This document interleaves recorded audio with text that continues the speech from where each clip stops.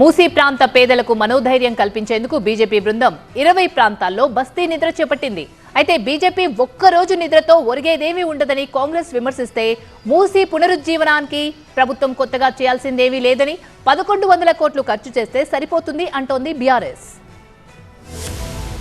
మూసీ పునరుజ్జీవం ప్రాజెక్టుపై బీజేపీ కాంగ్రెస్ నాయకుల మధ్య డైలాగ్ వార్ కొనసాగుతోంది.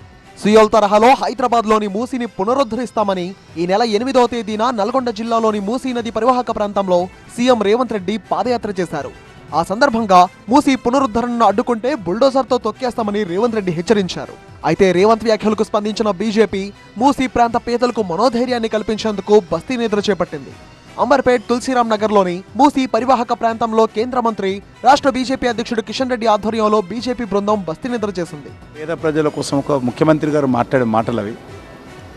ప్రజాస్వామ్య వ్యవస్థలో ఎవరు అడ్డం వస్తే అని నేను బుల్డోజర్కి తొక్కిస్తానని ప్రజాస్వామ్యంలో ఒక ముఖ్యమంత్రి గారు మాట్లాడితే మాటల అక్కడ నివసిస్తాం, వాళ్ళతో కలిసి భోంచేస్తాం, వాళ్ళతో నివాసం. నువ్వు చేసిన హైడ్రా డ్రామా కానీ, నువ్వు చేస్తున్న మూసి ప్రక్షాళన పెట్టి చేస్తున్న డ్రామా కానీ, లేకపోతే ఇవాళ నువ్వు ఫార్మాసిటీల పేట ఉసురు పోసుకున్న తీరు కానీ, అవన్నీ బంద్ చేసి భూమి మీదకి వచ్చి పరిపాలించే ప్రయత్నం.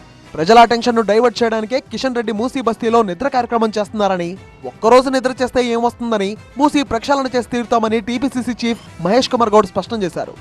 హైదరాబాద్లో నివసిస్తున్నట్టు మూసీ పరివార ప్రాంతంలో నివసిస్తున్న 40% జనం కోసం వారు సురక్షితంగా ఉండాలా వద్దా అనేది ఫస్ట్ తేల్చుకోవాల్సిన అవసరం ఉన్నది.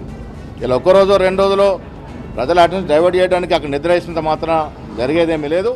మూసీ ప్రక్షాళనకు సీఎం రేవంత్ రెడ్డి ప్రభుత్వం కొత్తగా చేయాల్సింది ఏమీ లేదని, కేవలం 1100 కోట్ల ఖర్చుతో గోదావరి నీటిని గండిపేట చెరువులో నింపితే చాలని బీఆర్ఎస్ వర్కింగ్ ప్రెసిడెంట్ కేటీఆర్ అన్నారు. కేవలం రేవంత్ రెడ్డి చేయాల్సింది ఒక్క పని.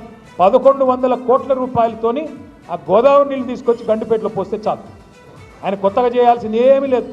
పేదవాడి కడుపు కొట్టాల్సిన అవసరం లేదు, వీళ్ళను మెడలు బట్టి నూకాల్సిన అవసరం లేదు. కేవలం 1100 కోట్లు ఖర్చు పెడితే చాలు.